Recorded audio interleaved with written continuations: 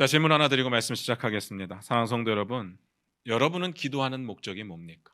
기도를 왜 하십니까? 이 질문을 들으시고 분명히 이렇게 생각하시는 분들이 계실 겁니다. 그런 건 생각해 본 적이 없는데요. 하나님께서 하라고 하셨으니까 하는 거 아닌가요?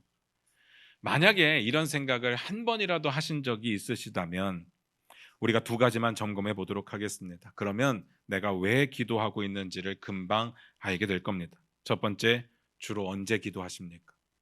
하루 24시간 중에 아침, 점심, 저녁 언제 하십니까? 이 질문이 아닙니다. 어떤 상황 가운데 내가 집중해서 기도하게 되느냐? 그 질문입니다. 그리고 두 번째, 주로 무엇을 놓고 기도하십니까?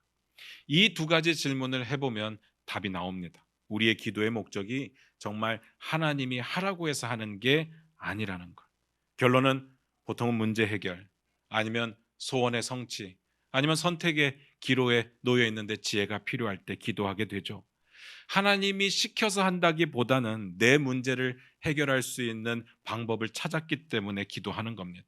오해는 없으시기 바랍니다. 이런 기도가 나쁘다는 건 아니에요. 이렇게 기도하는 거 좋습니다. 그런데 그저 이렇게 제가 묻고 싶은 것은 이겁니다. 정말 순수하게 우리가 하나님을 찾았던 적이 있었을까? 정말 하나님을 만나고 싶어서 기도했던 적이 있었느냐? 그걸 묻고 싶은 겁니다. 우리가 연애할 때 그러잖아요. 사랑하니까. 어떤 목적이 있어서 만나는 것이 아니라 사랑하니까 그냥 보고 싶은 겁니다. 만나면 좋은 겁니다. 안 그렇습니까? 부모 자식 간에도 마찬가지입니다. 부모님 어떤 목적이 있어서 만나는 건 아니잖아요. 부모님이니까 찾아뵙고 싶은 거고 또 찾아뵈면 부모님은 좋아하시죠. 사랑하는 사이는 다 그렇습니다. 그러니까 하나님과 우리와의 관계, 사랑하는 관계잖아요. 하나님 사랑합니다. 우리 얼마나 많이 말합니까? 그런데 우리의 기도가 정말 하나님만 찾는 기도였던 적이 있었느냐? 하나님만 바라보는 기도였던 적이 있었느냐? 그걸 묻고 싶은 겁니다. 하나님 사랑한다면서요. 오늘 말씀 보시면서 그 이야기를 좀 나눠보도록 하겠습니다. 마태복음 6장 5절입니다. 같이 읽겠습니다. 시작. 또 너희는 기도할 때 외식하는 자와 같이 하지 말라. 그들은 사람에게 보이려고 회당과 큰 거리 어귀에 서서 기도하기를 좋아하느니라. 내가 진실로 너희에게 이르노니 그들은 자기 상을 이미 받았느니라. 아멘. 오늘은 의로운 삶 두 번째 시간입니다. 방금 읽어서 아시겠지만 주제는 기도에 관한 거죠. 지난주 결론이 어떻게 끝이 났는지 혹시 기억하십니까? 하나님께 직접적으로 하는 행위가 의라고 했어요. 의는 그냥 내가 열심히 하고 내가 선하기 때문에 어떤 좋은 일들을 행하는 것이 의가 아니라 하나님의 말씀에 순종하고 하나님께 충성되었을 때 하나님이 의롭다고 인정을 해주는 거죠. 그래서 우리의 의의 목적, 우리가 하는 착한 행실의 목적은 내가 드러나는 것이어서는 안 됩니다. 하나님이 온전히 드러나고 하나님만 높일 수 있는 것이어야 됩니다. 지난주에는 우리가 구제에 대해서 이야기를 나눴잖아요. 그런데 구제만 그런 것이 아니라 하나님께 올리는 기도, 찬양, 예배, 헌금 다 동일합니다.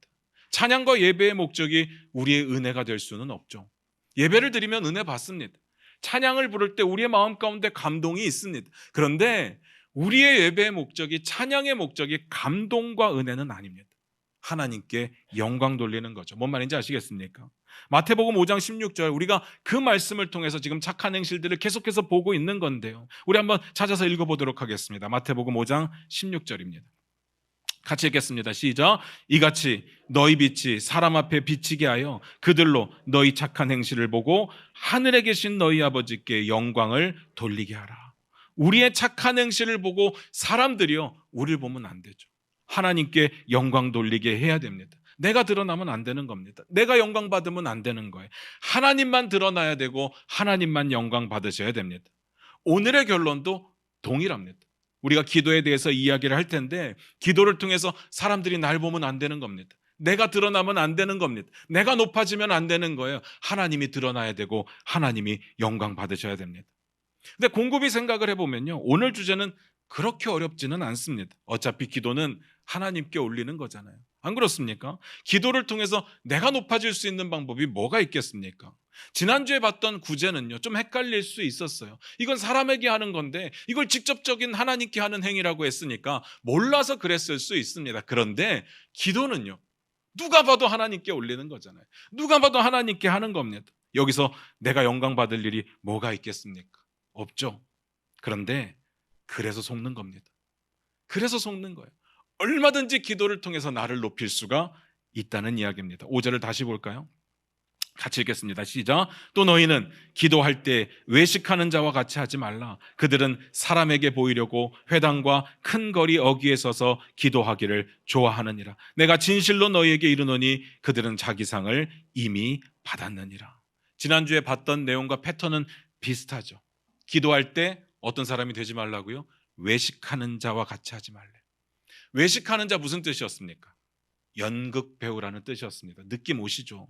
잘 보시기 바랍니다. 그들은요, 기도에는 관심이 없었어요. 사람에게 보이려고 회당과 큰 거리 어귀에 서서 기도하기를 좋아했던 겁니다. 사실 우리 입장에선 이해가 안 가죠. 아니 뭐하러 그렇게까지 해요? 기도인데 기도하는 모습을 보여서 어떻게 할 건데요? 그리고 사실 우리는요, 기도하는 거 숨기고 싶어 합니다. 요즘 세대는 안타깝게도 숨기고 싶어요. 사람들과 밥 먹으러 가도요, 내가 예수 믿는 사람인가 안 들키려고 식기도도 안 하는 사람들이 많다는 이야기를 들었습니다. 괜히 예수 믿는다고 하면 불이익 당할까 봐. 그런데 그때는 상황이 달랐죠. 그때는 유대인들이요, 믿음이 엄청 좋아서가 아니라 그냥 분위기가, 그들의 문화가 기독교의 바탕이 있기 때문에 종교적이었습니다. 자기들은 그렇게 살지 못한다고 치더라도 기도 잘하는 사람, 영적인 사람들을 존경해 왔습니다. 기본 바탕이 종교였습니다. 그래서 생각해 보는 겁니다. 도대체 어떻게 기도하는 연기를 잘했길래 그 모습만 보고 사람들이 존경을 했을까? 여기에 나오는 회당은요, 지금의 교회와 비슷한 역할을 어느 정도 감당했었기 때문에 회당에 모이면 사람들이 기도를 했습니다. 너무 당연한 일이에요. 그럼 뭐가 문제가 되느냐? 여기서 먼저 짚고 넘어갈 것이 있습니다. 기도가 뭡니까? 우리가 기도가 뭔지 알아야죠. 기도가 뭘까요? 보통 우리 뭐라고 이야기합니까? 기도는 대화입니다. 하나님과 하는 대화입니다. 정답이죠. 우리 그렇게 말하잖아요. 근데 대화라고 한다면 여러분 잘 기억하셔야 되는 게 상대가 있어야 됩니다. 그래야 대화죠. 그런데 이 사람들은요, 유대인들의 이때 종교 지도자들은요, 그 상대방, 기도의 상대방이 되는 하나님께는 관심이 없고 사람들에게 내가 하나님과 대화하고 있는 모습만 보이려고 했다는 거죠. 말이 안 되는 겁니다. 기도가 그런 게 아닌데. 그 다음에 보니까 큰 거리 어귀에서 기도했대요. 어귀가 뭔지 아십니까? 코너더라고요. 코너, 모퉁이. 얼마 전에 지방선거 있었잖아요. 교회 근처에서도 엄청 선거 유세가 심했었습니다. 그런데 여러분 그거 아십니까? 선거 유세 차량이 엄청 많이 돌아다니는데 딱 멈춰서 선거 유세를 하는 곳이 어딘지 아세요? 큰 사거리의 모퉁이입니다. 코너. 그 자리에 서서 해야 많은 사람들이 볼 수 있는 것 아니겠습니까? 그래서 그 자리를 잡기 위해서 유세 차량이 오기 전에 선거 운동하시는 분들이 미리 다 자리를 잡고 있더라고요. 서로의 눈치 게임이 굉장히 심했습니다. 너무 당연하죠. 당연한 겁니다. 그 자리가 제일 잘 보입니다. 근데 오늘 말씀에 적용을 해보면요, 기도를 하는데 굳이 그 자리에서 기도할 필요가 있었을까? 기도를 하는데요, 사람들 많이 모이는, 사람들이 많이 보고 있는 큰 거리 모퉁이에서, 코너에서 하면 사람들의 시선 때문에 불편하지 않겠습니까? 어떻게 하나님께 집중하겠습니까? 그런데 그들이 큰 거리 어귀에서 기도하는 것을 즐겼던 이유는 딱 하나입니다. 사람들이 봤으면 하는 거죠. 사람들이 보기를 원하는 겁니다. 그걸 노린 거죠. 게다가 보니까 서서 했다고 되어 있잖아요. 유대인들의 기도하는 모습이 서서 하는 것만 있지는 않습니다. 물론 서서 하는 것이 보편적이기는 했지만 때로는 심각한 주제가 있을 때는 엎드려서 기도하기도 하고, 그리고 무릎을 꿇고 기도하기도 하죠. 또 선지자들 가운데는 무릎 속에 얼굴을 파묻고 기도하기도 했었습니다. 그런데 이들은 그렇게까지는 할 필요가 없었습니다. 기도의 주제가 그렇게 심각하지는 않았거든요. 그리고 중요한 건요, 엎드리고 무릎 꿇고 기도하면 내 얼굴이 안 보이잖아요. 보통 서서 기도를 어떻게 하는가 하면 두 팔을 벌리고 하늘을 우러러 이렇게 기도를 하는 겁니다. 딱 이게 제일 좋죠. 이게 누가 봐도 영적으로 보이잖아요. 누가 봐도 멋지게 기도하는 모습으로 보이잖아요. 그리고 가장 중요한 건 내 얼굴이 보이잖아요. 여러분 혹시 식당에 가셨을 때, 뭐 식당 벽 같은데 유명한 정치인과 찍은 사진, 아니면 유명한 연예인들이 사인해 준 거, 이런 거 붙어 있는 그런 식당 가본 적 있으시죠? 그걸 보면서 어떤 생각이 드십니까? 전 이런 생각 들더라고. 여기 맛있는 집인가 보다. 아니면 여기 주인이 유명한 사람인가 보다. 그런 생각이 들어요. 그리고 실제로 그런 집들이 맛있기도 하고요. 저도 목회를 하다 보니까 정치인들을 만날 기회들이 가끔씩 있습니다. 얼마 전에도 그런 시간이 있었는데 뭐 누군지 말씀드릴 필요는 없을 것 같고, 어쨌든 그분의 임기 마지막 예배 설교를 이제 제가 했어요. 잘 끝났습니다. 그리고 오신 분들께 그분이 감사하다는 인사를 하고 앞으로의 거취에 대해서 이야기를 했습니다. 근데 일정이 빡빡하기 때문에 빨리 떠나야 된다고 비서가 와서 이야기를 하고 이제 떠나려던 찰나에 그분이 이렇게 이야기를 하는 거예요. 필요하신 분들 계시면 제가 사진 찍어드리겠습니다. 그리고는 이제 한 사람씩 나와서 사진을 찍는 거죠. 뭔 말인지 아시겠습니까? 정치인과 사진 찍는 것이 도움이 되는 분들이 계시다는 거예요. 다 그런 건 아니겠지만 제가 식당에 갈 때마다 생각을 했거든요. 도대체 저런 사진들은 어디서 구하는 걸까? 다 그런 건 아니겠지만 다 이런 식으로 찍은 게 아닐까요? 뭐 기억도 못할 겁니다. 그분이 누군지 어떤 분인지 기억도 못할 거예요. 근데 그 자리에 가 있으면 한 사람 한 사람 사진 찍는 기회가 있으니까 저는 그걸 가지고 뭐라고 할 마음은 없어요. 나름의 방식이죠. 어쩌면 지혜일 수도 있습니다. 사업장에 그런 사진 한 장씩 걸려 있으면 뭔가 있어 보이지 않겠습니까? 그냥 봐도 맛있는 집처럼 보인다니까요. 아무 상관없는 거지만 잘 들으시기 바랍니다. 비즈니스 하는 사람들 그럴 수 있어요. 또 정치하는 사람들 그럴 수 있습니다. 그걸 통해서 지지 얻는 거죠. 관심을 얻는 거죠. 그래서 정치인들, 비즈니스 하는 사람들 상생하는 겁니다. 윈윈 하는 거죠. 그렇지만 하나님은 아니십니다. 하나님의 만남을 이용해서 어떤 유익을 구한다? 하나님의 이름을 이용해서 어떤 유익을 구한다? 하나님 허락하지 않으시죠. 왠지 아십니까? 이게 중요해요. 이건 사랑이 아니니까. 하나님과 우리와의 관계는요, 비즈니스 관계가 아니에요.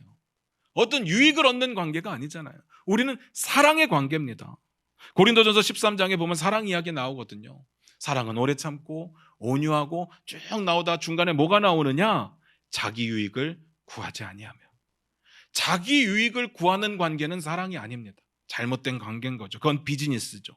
정치인들의 친분을 이용하는 비즈니스 하는 사람들은 잘못이 없어요. 그건 괜찮아요. 왜냐하면 그 관계는 애초부터 사랑의 관계가 아니었어요. 그런데 하나님과 나와의 관계는 다르죠. 우리는 사랑의 관계니까. 그래서 그 결과가 어떻게 된대요? 5절 맨 끝에 그들은 자기 상을 이미 받았느니라. 기억나시죠? 이거 지난주에 봤던 내용이에요. 무슨 뜻이라고요? 영수증을 받았다는 뜻입니다. 줄 거 줬고 받을 거 받았고 영수증까지 받았으니까 계산이 완전히 끝났습니다. 더 이상 기대할 게 없어요. 기도를 했는데 하나님께로부터 돌아오는 게 없다는 뜻입니다. 대화라면서요. 이런 대화는요, 세상 쓸데없지 않습니까? 가끔 여러분 그런 경험 있으십니까? 저는 몇 번 그런 경험이 있었는데, 한참 전화를 하면서 뭔가를 길게 설명했는데 상대방이 조용한 거예요. 그래서 전화기를 봤더니 전화기가 끊어져 있었습니다. 나 혼자 한참 떠든 거예요. 뭘 한 겁니까? 너무 당황스럽고 허무하잖아요. 그렇다는 이야기입니다. 기도를 장황하게 했는데, 기도를 많이 했는데 하나님께서 끊으셨어요. 기도를 통해서 내가 존경받으려고 하는 어떤 목적이 생기는 순간 하나님이 안 들으신다는 이야기입니다. 그 기도는 이제 의미가 없어요. 그걸 이렇게 표현한 겁니다. 자기 상을 이미 받았다. 잘 생각하셔야 됩니다. 하나님이요, 몰라서 내 기도를 들으셔야 되는 건 아니잖아요. 하나님이 내 상황을 전혀 모르기 때문에 내가 말할 때 하나님이 귀 기울여서 들으시고, 아, 쟤한테 저게 필요하구나, 그래서 챙겨주시는 건 아니잖아요. 하나님과의 관계 가운데 대화인데 대화의 목적이 잘못되어 있을 때 하나님께서는 안 들으시겠다는 이야기입니다. 그들이 무슨 상을 받았을지는 짐작이 돼요. 사람들의 존경, 우러름, 칭찬 받았겠죠. 반대로 그들이 받지 못하는 상이 뭔지는 모르겠습니다. 정확하게 모르겠지만 하나님과의 관계에서 기대할 건 없습니다. 계산이 끝나버렸어요. 이게 무서운 거죠. 그래서 중요한 건 어떻게 기도해야 되느냐라는 부분입니다. 6장 6절 같이 읽을까요? 6장 6절입니다. 같이 읽겠습니다. 시작. 너는 기도할 때 내 골방에 들어가 문을 닫고 은밀한 중에 계신 내 아버지께 기도하라. 은밀한 중에 보시는 내 아버지께서 갚으시리라. 어떻게 기도하라고요? 기도할 때 골방에 들어가서 문을 닫고 기도하랍니다. 이게 뭔 말이에요? 뒤에 나옵니다. 은밀한 중에 기도하라는 이야기입니다. 오해는 없으시기 바라요. 기도할 때 소리 내면 안 된다는 이야기는 아니에요. 지금 그 주제가 아닙니다. 전혀 상관없는 내용이에요. 여기서 골방에 들어가고 문을 닫고 들어가고 은밀한 중에 기도한다는 말의 초점은요, 하나님과 나와의 관계 가운데 그 어떤 것도 끼어들지 못하게 해라, 그 뜻입니다. 내 유익조차도. 그게 사랑이니까.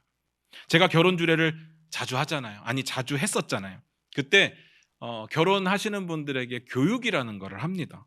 결혼하는 신랑과 신부를 사랑하면서 그들이 잘 살았으면 하는 마음에 여러 가지 교육을 해요. 가장 첫 번째 교육의 주제가 뭔지 아십니까? 남편과 아내 사이에 그 어떤 것도 끼어들지 못하게 해라. 그 어떤 것도 끼어드는 것을 허락해서는 안 됩니다. 심지어는요, 부모님도 안 됩니다. 부모님이 부부 사이에 끼어들면 그 부부는 힘듭니다. 물론 부모님이 위급 상황인 경우엔 당연히 도와드려야죠. 그건 또 다른 경우고, 그냥 매 순간에 그 부부가 어떤 결정을 해야 될 때, 아니면 가정의 문화를 만들어 가야 될 때, 대화를 통해서 어떤 일을 이루어 가야 되는데 부모의 입김이 작용해서 그 부부의 삶이 바뀌게 된다면 문제가 되는 거죠. 부부 사이에는요, 당연히 돈도 안 되고 취미도 안 되고 다른 이성 안 되죠. 미움도 안 되고 불신도 안 됩니다. 부부 사이에는 사랑 이외의 것이 들어올 수가 없습니다. 사랑 이외의 것이 끼어들게 되면 그 골이 깊어지게 됩니다. 부모를 떠나 한 몸이 되라고 성경은 말씀하십니다. 부부 사이에 빈틈이 있을 수 없다는 뜻입니다. 그런데 정말 안타까운 게 뭔지 아십니까? 요즘 시대가요, 너무 물가가 오르다 보니까 젊은 세대가 부모 도움 없이 살기가 힘들어졌습니다. 부모로부터 경제적으로 독립을 못한다는 이야기예요. 그러다 보니까 부부 사이에 양가 부모님의 문제가 항상 껴있기 마련입니다. 부모 입장에선 그렇잖아요. 내가 돈 줬는데 나도 뭔가 간섭하고 싶고, 내 사랑하는 아들이고 내 사랑하는 딸인데 뭐라도 이야기하고 싶고 그런다니까요. 그러면 서로에게 집중이 안 되죠. 내 부모니까 신경을 써야 되는 겁니다. 잘 보시기 바래요. 골방에서 문을 닫으면 아무도 못 봅니다. 또 아무것도 볼 수가 없죠. 이 순간은 하나님께만 집중할 수 있습니다. 골방까지 들어가서 딴 생각하지는 않겠죠. 기도는 그렇게 하는 겁니다. 오해는 없으시기 바래요. 대표 기도가 틀렸다는 이야기도 아니고, 사람들이 모였을 때 기도하는 게 틀렸다는 이야기가 아니에요. 그런 주제가 아닙니다. 예수님께서도 사람들 앞에서 기도하셨어요. 그런 주제가 아니에요. 이 이야기는 목적의 문제입니다. 기도의 목적이 잘못되어 있었다는 말씀을 드리는 겁니다. 기도는요, 살아계신 하나님께 드리는 우리의 고백입니다. 우리의 부탁이 될 수도 있죠. 부탁하고 바라는 건 나쁜 것이 아닙니다. 문제는 바라기 위해서, 부탁하기 위해서 기도하는 것이 문제인 거죠. 목적의 문제가 있다는 이야기입니다. 그래서 기도는 하나님과의 대화라고 말하잖아요. 이 말의 뜻은요, 기도의 목적이 하나님과의 만남이라는 이야기입니다. 여러분 동의가 되십니까? 그때 당시 유대인들, 특히나 종교 지도자들은요, 하나님의 만남이 목적이 아니었다고 이야기합니다. 사람들에게 보이기 위해서 기도하는 연기를 기가 막히게 한 겁니다. 내용의 문제는 나중에 다루기로 하고, 기도 자체를 그런 목적으로 했습니다. 기도를 통해서 사람들의 존경을 얻었고, 사람들의 존경을 얻을 때 그들은 종교 지도자이기 때문에 기득권을 유지할 수 있었던 거죠. 우리도 이쯤에서 한번 고민해 봐야 되지 않겠습니까? 우리는 혹시 내가 좀 더 영적인 사람인 것처럼 보이기 위해서, 좀 더 신령한 사람인 것처럼 보이기 위해서 이런 의식적인 행동들을 했던 적은 없었습니까? 어떻습니까? 저는 말씀을 준비하면서 곰곰이 제 삶을 뒤돌아봤는데 있더라고요. 사실 저는 솔직하게 말씀드려서 사람들에게 어떻게 보일까를 고민하는 스타일은 아니에요. 전혀 아니에요. 그런데도 생각해 보니까 있어요. 언제 그러느냐? 기도 부탁 받았을 때. 보통 기도 부탁 받으면 뭐라고 대답합니까? 기도할게요. 기도하겠습니다. 당연히 진심이죠. 한 번도 거짓말이었던 적이 없어요. 그런데 정말 많은 경우에 잊어버립니다. 잊어버리고 기도를 못하게 되죠. 바쁘니까. 한참 후에 지나고 나서 그 사람 얼굴 딱 봤을 때 기억이 나죠. 아, 맞다. 기도 부탁했었는데. 그러면 고쳐야죠. 근데 고칠 수가 없어요. 분명히 내가 기도 부탁 받고도 안 하는 걸 알면서도 또 기도 부탁을 할 때 이렇게 이야기를 합니다. 기도할게요. 걱정하지 마세요. 왜 그럴까요? 왜 그러는 거예요? 저한테 기도 부탁하시는 분들의 기대가 있잖아요. 그래도 목사면 남들보다 더 열심히 기도해 주겠지. 그래도 목사의 기도라면 다른 사람들의 기도보다 더 힘이 있겠지. 진짜 그런 건 아니지만 뭐 그런 기대가 있다는 이야기입니다. 그러니까 목사된 입장에서 마치 그 기대에 부응해야 되는 거죠. 그래서 기계적으로 대답하는 겁니다. 기도하겠습니다. 제가 어느 순간 그 사실을 알고 나서 너무 부끄럽더라고요. 그래서 바꿨습니다. 기도 부탁을 받으면 그 자리에서 기도합니다. 직접 만나던, 문자를 받던, 전화를 받던 그냥 그 자리에서 기도하죠. 안 되면 전화 끊고 아니면 뒤돌아서서 기도하게 됩니다. 그러지 않으면 기도 못합니다. 나중에 생각날 때 기도한다? 생각이 절대로 안 나더라고요. 우리의 기도의 목적은 사람들에게 보이기 위한 게 아니잖아요. 왜 뒤로 미루는 걸까요? 도대체 얼마나 멋있는 기도를 하나님께 올리려고, 얼마나 많은 미사여구를 사용해서 대단한 기도를 올리려고 나중으로 미뤄서 나중에 시간 있을 때 기도하려고 하는 걸까? 생각날 때 기도해야 되는 것 아니겠습니까? 기도 부탁을 받았을 때 기도해야 되는 거죠. 우리의 목적은요, 사람에게 보이기 위한 게 아니거든요. 또 하나 잘못된 기도의 목적이 있더라고요. 이건 내용에 관한 부분인데 뭐가 문제냐? 기도를 통해서 우리는 하나님의 마음을 움직이고자 한다는 거예요. 하나님의 마음을 바꾸고자 한다는 이야기입니다. 6장 7절 같이 읽어볼까요? 같이 읽겠습니다. 시작. 또 기도할 때 이방인과 같이 중언부언하지 말라. 그들은 말을 많이 하여야 들으실 줄 생각하느니라. 유대인들이요, 정말 닮을 게 없어가지고 이방인들의 기도의 모습을 닮았어요. 말이 안 되는 거죠. 근데 예수님의 표현대로라고 한다면 어떤 그들의 기도의 모습을 닮았느냐? 중언부언 기도하는 모습을 닮았대. 이 중언부언이라는 말의 원어를 찾아보니까 그 뜻이 뭔지 정확하게는 잘 모르겠어요. 근데 성경의 문맥, 성경 전체의 흐름을 다 찾아보면 결국은요, 중언부언한다는 말은 의미 없는 말을 반복하거나 의미가 있더라도 생각 없이 계속 반복하거나 그걸 말하는 겁니다. 이 가장 좋은 예가 엘리야 때에 나옵니다. 열왕기상 18장 26절인데요. 여러분 화면 보시면서 같이 읽겠습니다. 같이 읽겠습니다. 시작. 그들이 받은 송아지를 가져다가 잡고 아침부터 낮까지 바알의 이름을 불러 이르되 바알이여 우리에게 응답하소서 하나 아무 소리도 없고 아무 응답하는 자도 없으므로 그들이 그 쌓은 제단 주위에서 뛰놀더라. 뭔 상황인지 느낌 오시죠? 엘리야가 바알의 거짓 선지자 450명하고 능력 대결하는 거예요. 근데 이 바알의 거짓 선지자들이 어떻게 하느냐? 아침부터 정오까지 그들의 기도를 올렸어요. 근데 계속 같은 말만 하는 거예요.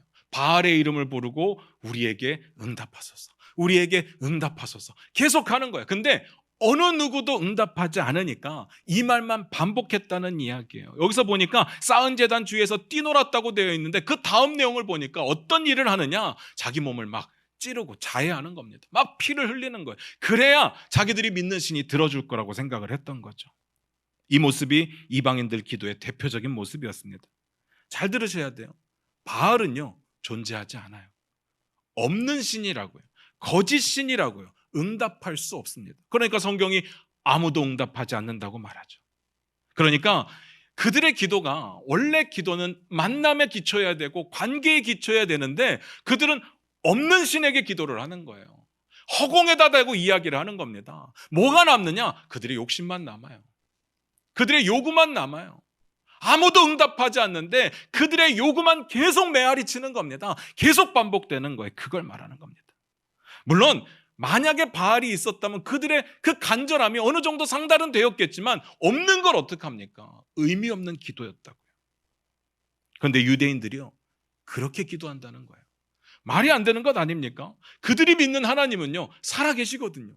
그들이 믿는 하나님은 진짜 계시거든요. 그런데 그들이 믿는 하나님과 아무 관계가 없어요. 하나님을 만나려고 하지도 않습니다. 찾지도 않아요. 하나님의 뜻을 구하지도 않아요. 그런데 기도를 하는 거예요.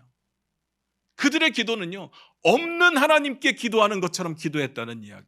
같은 말을 반복하고 의미 없는 말을 반복하고 그러면 들어줄 거라고 생각했던 겁니다.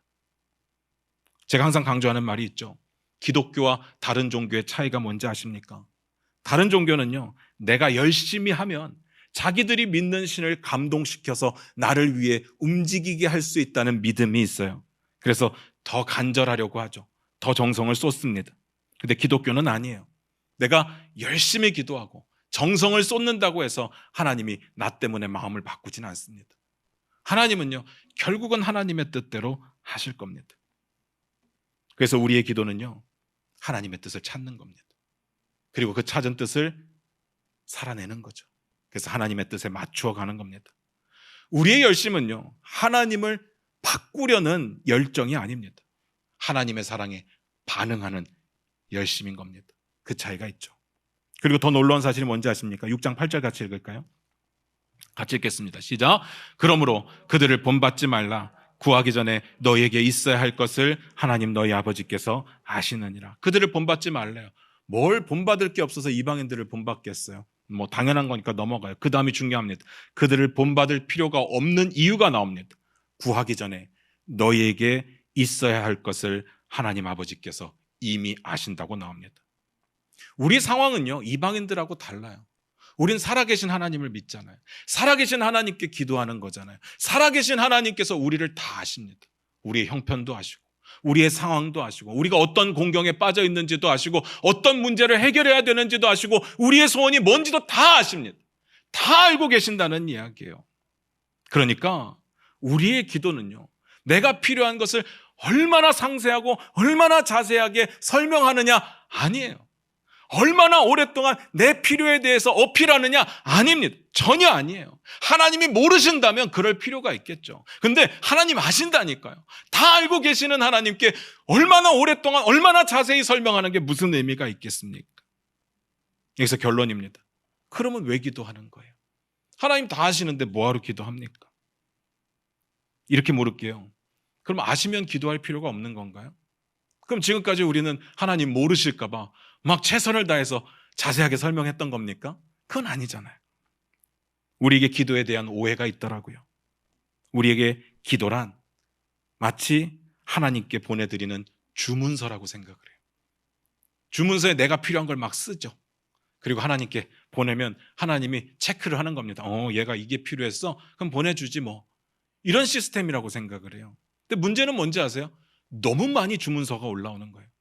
이 순서를 기다렸다가는 내 순서까지 올지 모르겠어요. 그래서 좀 더 체크하는 거예요. 좀 더 강조하는 겁니다. 좀 더 내게 더 중요하다고 어필을 하는 거예요. 그게 기도라고 생각을 해요. 그래서 많이 해야 된다고 생각하고, 더 열정적으로 해야 된다고 생각하고, 때로는 금식으로 해야 된다고 생각하죠. 일단 우리의 필요를 이야기하고 하나님께 말씀드리는 건 맞습니다. 틀린 건 아니죠. 다만 기도의 목적이 틀렸습니다. 우리는 받으려고만 했잖아요. 기도는 그 통로라고 생각했습니다. 복을 누리는 통로, 형통하는 통로. 그런데 기도는 제가 만남이라고 이야기를 드리는 겁니다. 관계입니다. 에스겔서 36장 36절 38절을 화면 보시면서 같이 읽겠습니다. 같이 읽겠습니다. 시작. 너희 사방에 남은 이방 사람이 나 여호와가 무너진 곳을 건축하며 황폐한 자리에 심은 줄을 알리라. 나 여호와가 말하였으니 이루리라.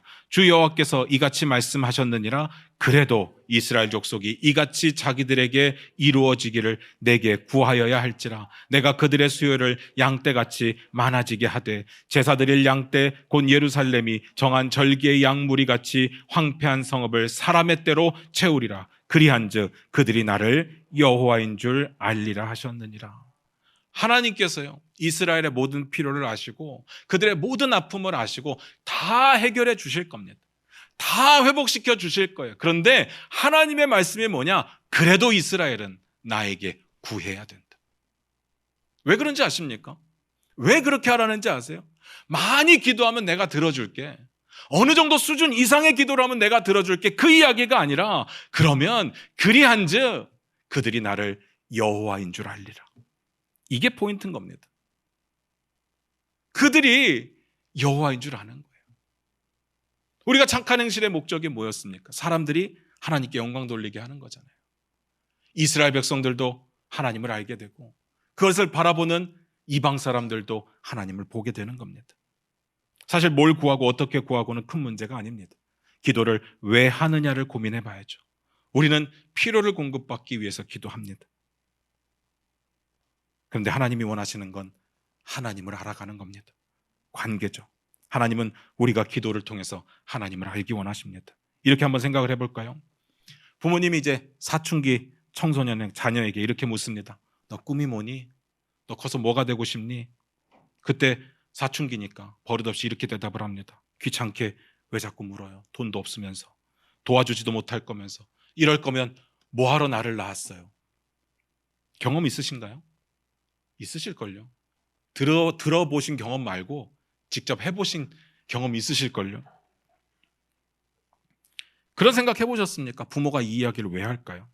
돈도 없는 주제에 관계를 원하는 겁니다. 무슨 말인지 아시겠습니까? 이런 뜻이에요. 너가 어떤 생각을 가지고 있는지, 어떤 꿈을 가지고 있는지 우리는 궁금하다. 그리고 우리의 생각도 이야기해주고 싶다. 너가 태어날 때부터 꾸었던 꿈, 그리고 너를 위해서 지금까지 기도해왔던 그 기도의 내용을 설명해주고 싶다. 무엇보다도 너를 사랑한다고 말하고 싶고 응원한다고 말하고 싶다. 우리가 돈이 없어서 다 도와주지 못해도 우리가 할 수 있는 최선의 것을 너에게 도와주기를 원한다. 우리는 너의 편이다. 그러니까 너의 생각을 이야기해 줄래? 이거거든요. 부모가 묻는 이유는 단 한마디 너 커서 뭐가 될래? 라고 묻지만 이 모든 내용들이 다 포함되어 있는 거예요. 너를 알고 싶다. 그거잖아요. 하나님께서 원하시는 것도 이와 같지 않겠습니까? 내가 너희들이 기도만 하면 다 들어줄 거야. 나는 자판기의 하나님이야. 이런 이야기가 아니라 내가 너희를 알고 싶고 너희도 나를 알고 싶다. 관계를 원하는 거잖아요. 그래서 이런 뜻일 겁니다. 내가 어디에 반응하는지 좀 볼래? 내가 어떤 기도에 응답하는지 좀 볼래? 내가 약속한 것은 꼭 지키는 하나님이라는 걸 좀 볼래? 너희들이 나를 좀 알았으면 좋겠어. 그거죠. 하나님이 어떤 하나님이신지를 기도를 통해서 알기를 원하시는 겁니다. 기도할 때 하나님을 만나게 되는 거죠. 사랑하는 성도 여러분, 우린 기도해야 됩니다. 그런데 우리의 기도가 나의 필요를 나열하는 기도는 아니었으면 좋겠습니다. 내가 얼마나 기도를 열심히 하는지 사람들에게 보여주고 스스로 만족하는 그런 기도는 아니었으면 좋겠습니다. 기도의 목적이 하나님이었으면 좋겠어요. 제가 이 이야기만 하고 마칠게요. 제가 힘이 있는 기도, 진짜 기도에 대한 이야기를 할 때마다 항상 인용하는 내용이 있습니다. 예가 있어요. 제가 2011년도에 연기에서 목회할 때 우연한 기회에 교회 아이들을 데리고 미국 알라스카의 한 미국 교회에 방문을 했었습니다. 3주 동안. 어떻게 인연이 되었는가 하면 그 미국 교회에서 바로 전에 2010년도에 우리나라 아이들을 섬기겠다고 7분의 미국 분들이 한국에 오셨어요. 목사님 포함하고 사모님 포함해서 오셨어요. 전부 자비량으로 2주 동안 영어 여름 캠프를 진행하고 거기에 필요한 모든 스터프들하고 선물들을 다 본인 돈으로 사갖고 오신 거예요. 그리고 이제 2주 동안 그 시골에서 그런 영어 캠프가 멋지게 열렸습니다. 그리고 그들이 떠나갈 때 이런 말씀을 하셨어요. 내년에는 니네가 와라. 니네가 비행기만 끊어서 오면 그 다음부터는 우리가 다 해줄게. 그래서 갔어요. 도착하던 날이 기억이 나요. 도착하던 날이 수요일이었는데 도착하자마자 바로 수요 예배에 참여를 한 거예요. 그리고 예배가 끝나고 이제 홈스테이 해주실 가정들만 남아서 이제 인사를 했어요.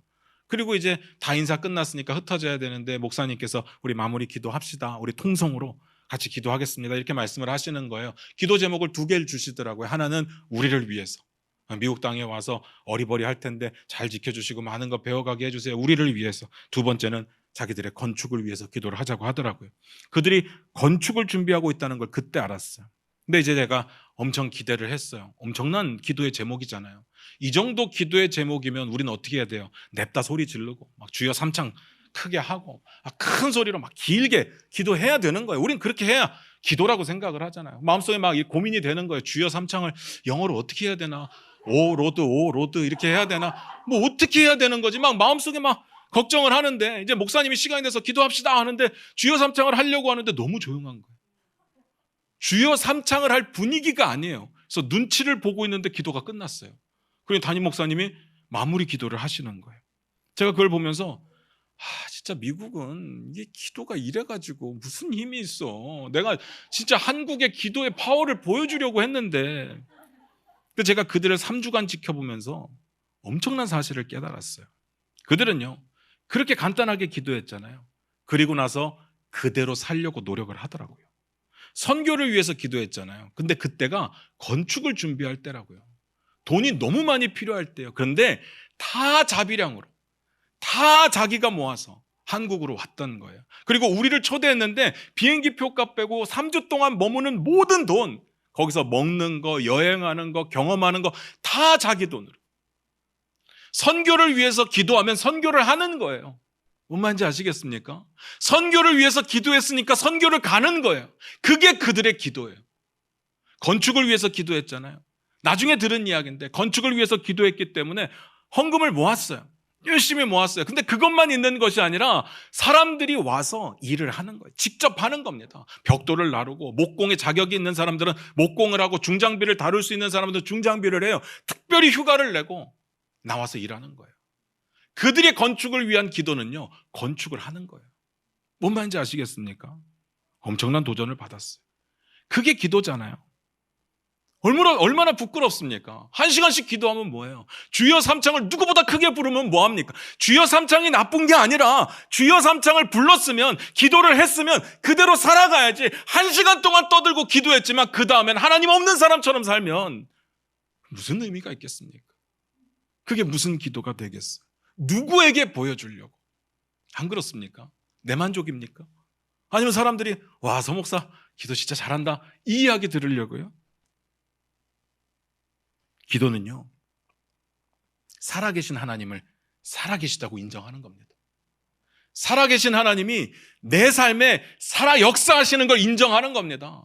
그러니까 살아계신 하나님께 내 필요를 이야기하고 하나님의 뜻을 듣고 하나님의 뜻대로 살아가는 거예요. 내 필요는 주님께 맡겼으니까 하나님의 뜻을 내가 살아내는 게 기도 아니겠습니까? 기도를 왜 한다고요? 하나님을 알려고 하는 거예요. 하나님을 알아가려고 하는 거예요. 그게 진짜 기도죠. 기도를 통해서 내 유익을 구하는 게 아니라 기도를 통해서 하나님을 만나는 겁니다. 그리고 하나님을 만난 사람은요, 하지 말라고 해도요, 하나님의 뜻을 살아낼 수밖에 없어요. 하나님 만났으니까. 하나님이 나와 함께 계시는 걸 아는데 어디 가서 딴짓을 해요? 안 그렇습니까? 그곳에도 하나님은 계시는데요. 사랑하는 성도 여러분, 우리 기도해야 됩니다. 그런데 이렇게 기도하자고요. 기도하겠습니다.